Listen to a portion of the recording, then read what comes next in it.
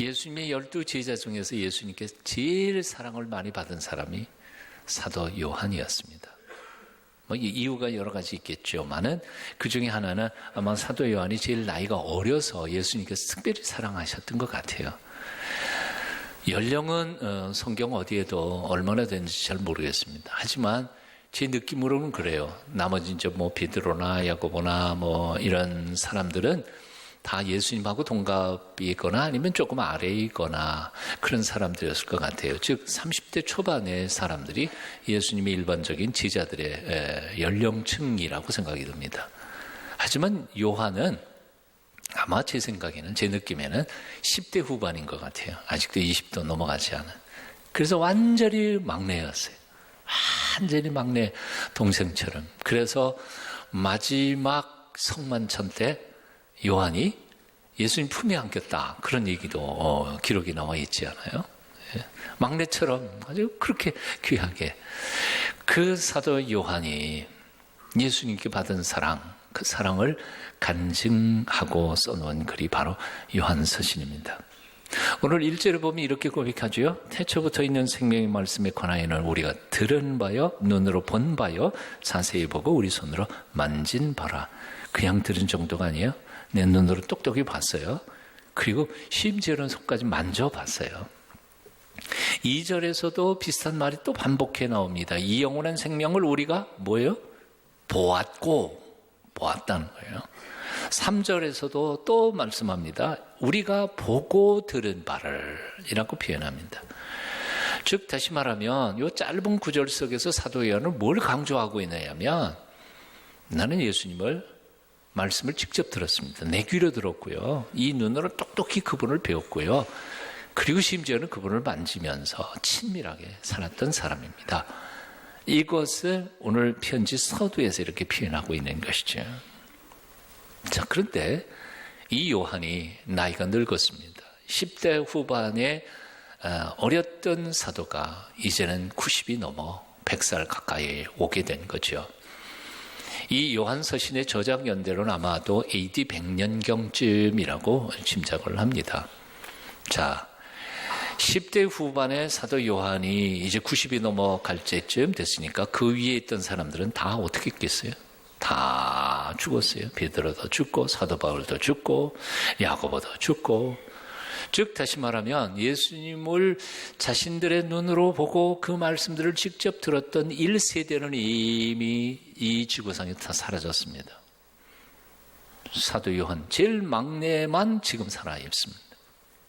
그리고 지금 교회를 형성하고 있는, 아마도 이 편지를 쓸 때 요한은 반모섬 들어가기 직전이라고 생각한다면 아마도 에베소에 있었을 것이라고 짐작이 듭니다.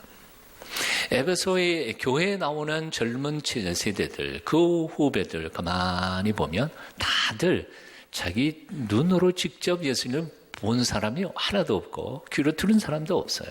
다 어떤 사람들인 거 아니? 들어. 그래서 알고 믿게 된 사람들입니다. 쉽게 말하면 그들은 사람들에게 전해준 풍월로 예수님을 배운 사람들이었습니다.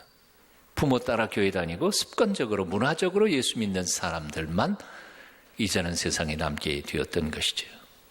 그래서 그들은 하나님 앞에 예배도 드립니다. 그리고 성경 공부도 열심히 합니다. 하지만 때때로 그들 마음속에 자신들이 듣는 말씀에 대하여 의심하기도 했을 것입니다. 정말 예수님이 무리를 걷긴 걸었을까?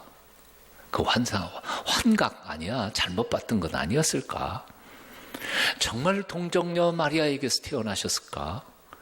정말 그분이 하나님이셨을까? 하나님은 정말 지금도 살아계시는 것일까? 정말 예수님이 나 같은 것을 위해서 십자가에 못 박혀 죽으신 게 맞을까?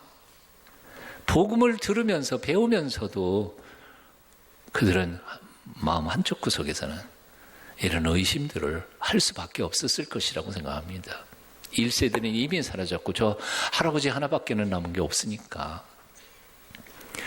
그런 후배들, 그런 젊은이들을 바라보면서 사도 요한은 기가 막히고 답답했을 것입니다. 살아계신 예수님, 그 그분이 지금도 눈에는 보이지 않지만 영으로 예배 가운데 오셔서 영광을 받으시는데 그분에 대한 의식은 하나도 하지 않은 채 그분의 말씀을 들으면서 그 말씀을 무슨 윤리적 도덕적인 교훈처럼 배우는 사람들, 그래서 신앙의 생명력을 잃어버리고 예전에는 주님을 만나는 감격으로 기도하고 뜨겁게 부르짖었는데 이제는 형식만 남고 습관만 남은 그 크리스찬들의 삶을 보면서 노 사도 요한은 가슴이 무너지는 것 같았을 것입니다. 그래서 그는 노구를 무릅쓰고 펜을 들은 겁니다. 자신이 분명하게 귀로 들었던 그 말씀, 눈으로 똑똑히 보았고 직접 손으로 만졌던 그 예수 그리스도, 그분에 대하여 가르쳐 주려고요. 그리고 그분은 배우는 게 아니라 만나는 것이고 그분은 지금도 우리 가운데 와 계시니까 그분과 사귀고 교제하고 그분과 친밀한 관계를 이어가야 한다는 것을 가르쳐 주기 위하여 요한서신을 쓴 것입니다. 이런 이유 때문에 오늘날 우리에게도 이 요한서신은 얼마나 소중한 책인지 모릅니다. 편지인지 모릅니다. 왜냐하면 AD 100년경에 에베소에 있던 사람들과 똑같이 우리도 예수님을 이 눈으로 본 적이 없고 직접 귀로 들은 적도 없고 우리도 다 들어 그냥 아버지 따라 교회 나오고 엄마 따라 교회 나온 사람들이기 때문에 그렇습니다. 습관적으로 문화적으로 예수님을 믿는 오늘의 우리와 우리에게 정말 참된 생명으로 우리 가운데 와 계신 예수님과 어떻게 만날 수 있는지, 어떻게 교제할 수 있는지, 어떻게 친밀한 관계를 맺어갈 수 있는지에 대하여 사도 요한이 만들어 놓으신 이 매뉴얼은 오늘 우리 시대에도 정말 중요한 책이 아닐 수 없습니다. 어떻게 하면 예수님을 만날 수 있을까? 어떻게 하면 예수님과 친밀한 관계를 유지할 수 있을까? 사도 요한은 3가지를 오늘 본문에서 가르쳐주고 있음을 봅니다. 그 첫 번째가 들으라 하는 겁니다. 듣는다는 겁니다. 오늘 1절에서도 3절에서도 사도 요한은 이렇게 말합니다. 들었다는 거예요. 내 귀로 들은 거예요. 분명히 내가 들었어요. 듣는 것은 믿음의 시작이에요. 어떤 사람하고 친하게 지내려면요, 제일 먼저 해야 할 일이 뭔지 아세요? 상대방의 말을 잘 듣는 것부터 시작해요. 상대방을 오해하고 상대방에 대해서 잘 알지도 못하면서 그 사람과 친하게 지낼 수는 없는 법이에요.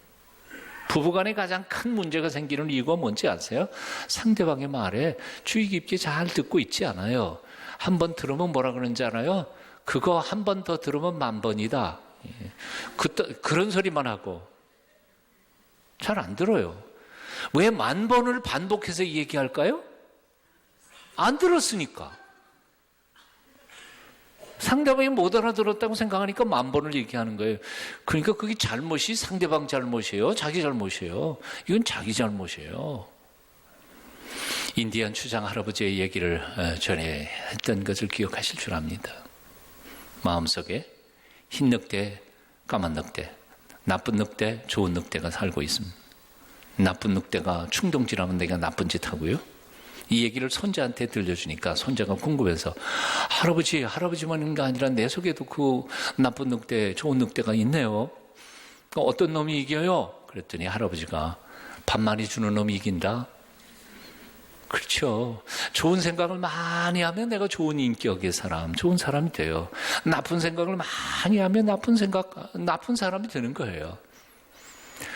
세속적인 생각으로 꽉 차 있는 사람, 그저 돈 벌 궁리만 하는 사람은 세속적인 인간이 돼요. 하지만 하나님의 말씀을 날마다 들으며 더 많이 세속적인 것보다 10배는 하나님의 말씀을 더 듣는 사람은 당연히 거룩한 하나님의 백성이 될 수밖에 없지 않아요. 올 한 해 뭘 더 많이 들으실래요? 예? 뭘 더 많이 들으실래요? 좋은 늑대에게 밥을 많이 주세요. 하나님의 말씀을 잘 들으세요. 성경 곳곳에서 하나님은 우리에게 길게 말씀하십니다. 들으라. 이스라엘아 들으라. 우리 하나님 여호와는 오직 유일하신 여호와이시니. 신명기 6장 4절. 하나님의 음성 곧 그 입에서 나오는 소리를 들으라. 2번이나 반복합니다. 욥기 37장 2절. 너희는 귀를 기울여 내 목소리를 들으라. 자세히 내 말을 들으라. 이사야 28장 23절. 사도 요한은 요한복음 1장 1절 이하에서 우리에게 사람이 되어 성육신 되어 오신 예수 그리스도가 태초부터 말씀으로 존재하셨다고 가르치고 있습니다. 예수님을 만나기를 원하세요? 통로는 딱 하나밖에 없어요. 말씀을 대하는 것밖에 없어요. 말씀 없이는 예수님을 알 수 없어요. 말씀을 아는 만큼 예수님을 가까이 다가갈 수 있습니다. 주님이 뭐라고 그러셨습니까? 너희가 성경에서 영생을 얻을 줄 알고 성경을 연구하거니와, 성경이 곧 내게 대하여 하시는 말씀이다. 성경을 한 줄도 읽지 않고 어떻게 신앙이 자라기를 원하세요?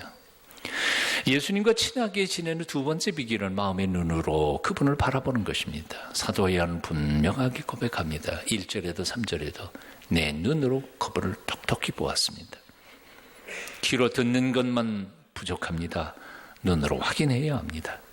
재물의 눈이 멀었고 세속의 먼지로 더럽혀진 눈을 깨끗이 씻고 거룩한 양심으로 하나님을 바라보는 훈련을 하셔야 합니다. 우로를 앙바랄망 앙망하라. 성경에는 수도 없이 많은 구절 속에서 그렇게 명령하고 있습니다. 여호와여 우리에게 은혜를 베푸소서. 우리가 주를 앙망하오니 주는 아침마다 우리의 팔이 되시며 환난 때에 우리의 구원이 되소서. 시편 38편입니다. 나는 제비같이 악같이 지적이며 비둘기같이 슬피 울며. 한번 따라해 보실래요? 내 눈이 쇠하도록 앙망하였나이다. 내 눈이 쇠하도록? 현대인 번역에 보니까 내 눈이 멀 만큼 하나님을 바라보았습니다.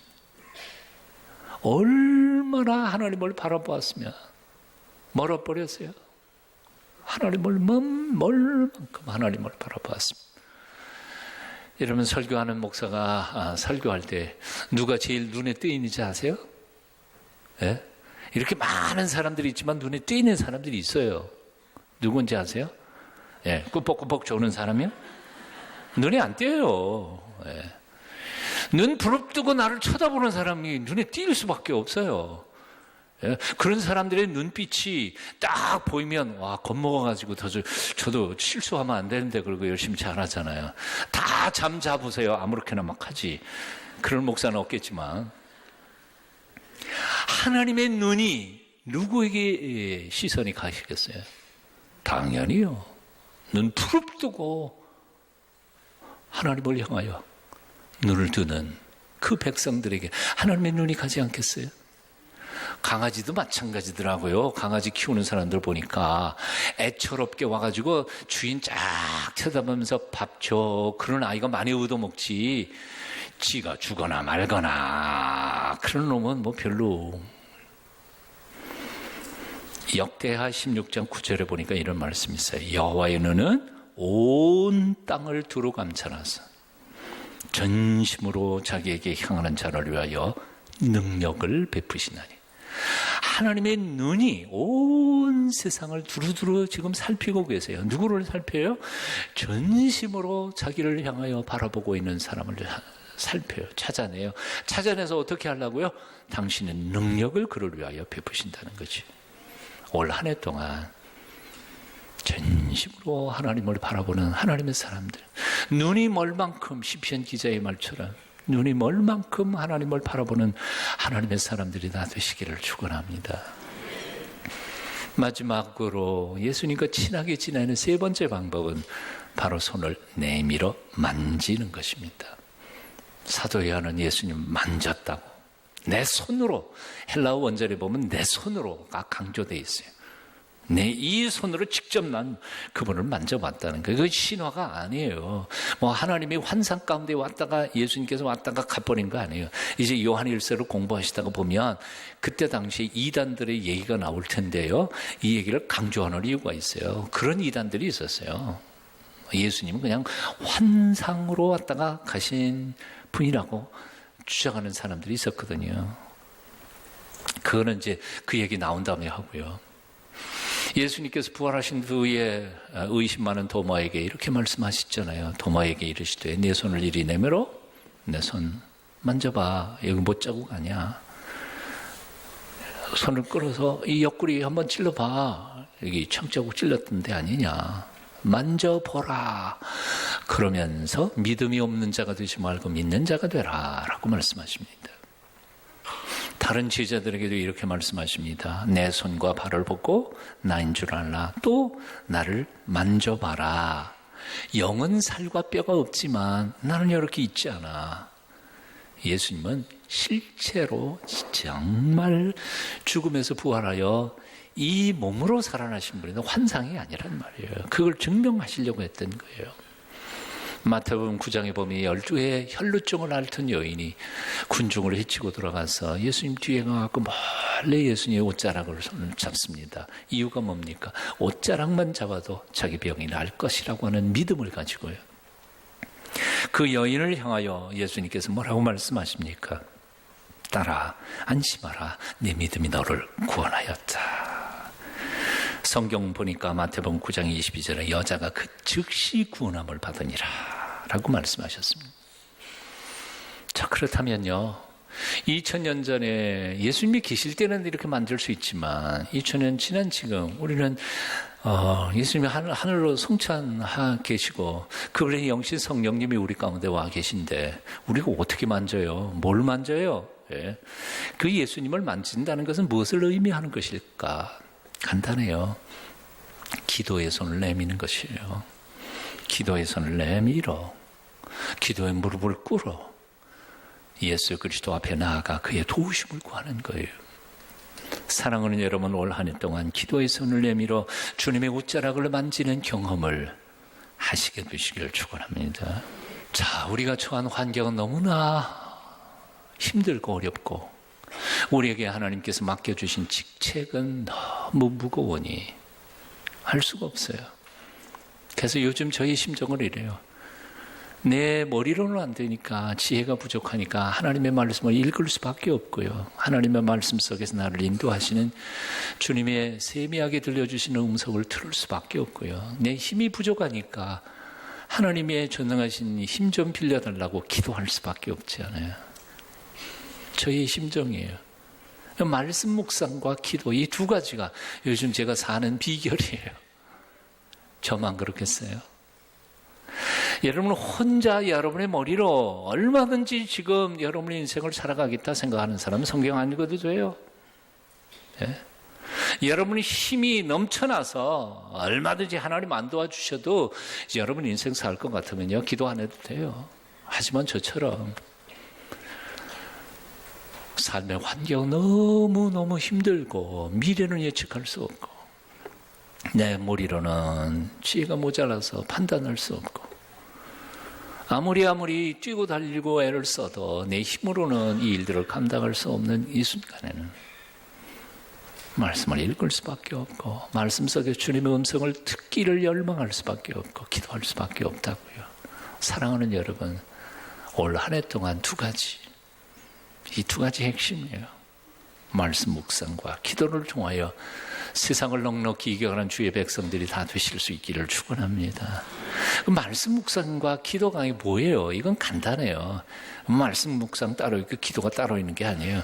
이게 뭐하고 관계가 있어요? 살아계신 예수님과의 교제의 사귐이에요. 말씀이라는 것은 예수님께서 내게 말씀하시는 음성을 듣는 것이고 말씀을 통해서, 기도라는 것은 내 마음을 예수님께 아뢰는 게 기도이잖아요.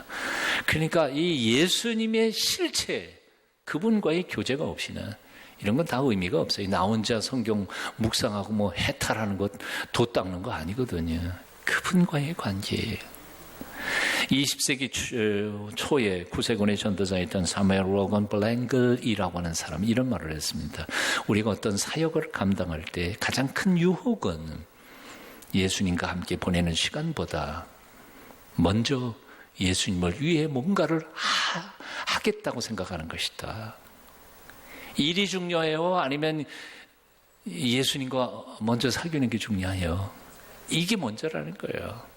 근데 우리는 예수님 제켜놓고 제가 예수님을 위해서 큰일 하겠습니다. 착각에 빠진다는 거예요. 하나님이 도와주시지 않으면 우리가 무슨 일을 할 수 있겠어요? 1살짜리, 2살짜리 아들내미가 아빠를 기쁘게 하는 방법 뭐죠? 한 달에 1,000만 원을 벌어오겠어요, 지가? 아빠 생일 때 케이크를 사들고 오겠어요? 케이크가 뭔지도 모를 거예요, 지는. 방법 딱 하나 있어요. 우리 외손자 보니까 알겠어요. 우리 집에 왔고 일주일 살았거든요. 나하고 굉장히 친해졌어요. 저희 할머니가 맛있는 거 해가지고 할머니하고도 참 친해졌어요. 토요일쯤 돼가지고 지 아빠 올 때쯤 되니까 나는 쳐다보지도 않고 아빠 돌아다니면서 놀면서도 아빠만 불러. 근데 귀가 얼마나 밝은지 현관 앞에 아빠 발자국, 나는 못 들었어요, 솔직히. 아빠 발자국 소리 비슷한 게 나니까 아빠다! 그래도 현관으로 들려간 거예요. 아빠 품에 쫙 안기고 난 후는 나는 돌아보지도 않아. 그 아빠 얼굴에 미소를 내가 보면서 조금은. 근데 아빠가 언제 기뻐요? 그 2살짜리 아들내미가 뭐 벌어와야 기뻐요? 아니요. 아빠하고 함께 있는 그 기쁨. 나는 아빠하고 함께 있는 게 너무 좋아. 이런 모습이 아빠로 하여금 힘이 나게 하는 거예요. 하나님이 언제 기뻐하실 것 같아요? 뭐 교회 10개를 건축하면 하나님이 기뻐하실 것 같아요? 아니요. 하나님 아버지, 나 아버지가 좋아요. 하나님 너무 좋아요. 청년 시절부터 불렀던 찬송가. 예수를 생각만 해도 내 맘이 좋거든. 그 얼굴 배울 때에야 얼마나 좋으랴. 이 좋으신 예수님, 올 한 해 동안에 기도와 말씀을 통하여 자주 만나 뵙게 되시기를 축원합니다. 우리 주님께서 이런 생각을 해와 가끔 사람들이 나는 정말 주님을 만나고 싶어. 주님과 친하게 지내고 싶어. 근데 주님께서도 나하고 친하게 지내고 싶으실까? 여러분 어떻게 생각하세요? 내가 주님과 친하게 지내고 싶은 마음보다 주님께서 나하고 친하게 지내고 싶은 말이 아마 10,000배는 더 클 거예요. 그것을 요한복음 15장 5절 이하에서 예수님께서는 이렇게 표현하셨습니다. 제가 읽어드릴게요. 나는 포도나무여 너희는 가지니 내가 내 안에 내가 내 안에 거하면 열매를 많이 맺나니 나를 떠나서는 너희가 아무것도 할 수 없습니다. 사람이 내 안에 살지 않으면 가지처럼 바뀌어버리고 마르나니 사람들이 그것을 모아다가 불에 던져 사르느니라. 너희가 내 안에서 살고 내 말씀이 너희 안에서 살게 되면 무엇이든지 원하는 대로 구하라. 그리하면 다 이루리라. 너희가 열매를 많이 맺으면 내 아버지께서 영광을 받으실 것이고 너희는 내 제자가 되리라. 아버지께서 나를 사랑하신 것 같이 나도 너희를 사랑하였으니 제발 내 사랑 안에 살아다오. 내가 아버지의 계명을 지켜 그의 사랑 안에 사는 것처럼 너희도 내 계명을 지키면 내 사랑 안에 사는 것이니라. 내가 이것을 너희에게 이르는 이유는 내 기쁨이 너희 안에 있어 너희 기쁨을 충만하게 하려 함이라. 이 기쁨 올 한 해 동안 말로만이 아니라 삶 속에 체험하게 되시기를 축원합니다.